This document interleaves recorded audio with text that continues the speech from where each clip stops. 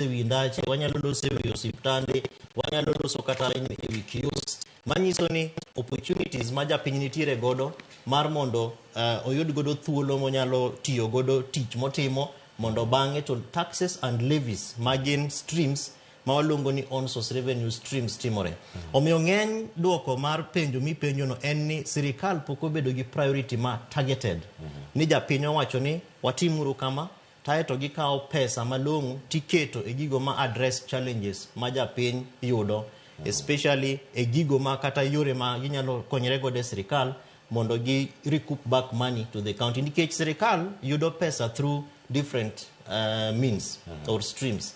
For example, one gi taxes, one tiere gi fees, one gi levies, and many other sources. But king'iyo kaka priority mar sirikal mar mondo kony japiny, mondo those streams ma walose mondo obed kendo mondo otimre, gin gigo ma priority mar sirikal pok obede. Omiyo ng'enyne wantiere gi potential ma waluongo ni on source revenue potential man malo, nikech sami loso gi ei sirikal to japiny to onge, en oko kocha.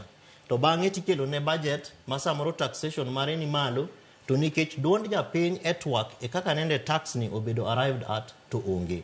Omiyo emomiyo ng'enyne waneno ka taxation mar sirikal both at national and even county levels gin malo, to japiny go koko nikech ok no bedo consulted. Bende samoro kata recommendations ma ondiko kendo ochiwo e public participation kata different opportunities ma gintiere godo mar mondo duond gi owinj, samoro those recommendations bende ok kawgi.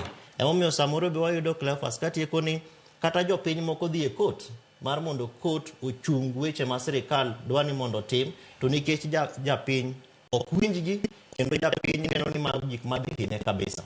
Omiyo dware ni mondo sama watimo pok mar omenda mar sirikal both at national and counties, to wang'iyo ni to priority mar japiny e gik ma waloso gi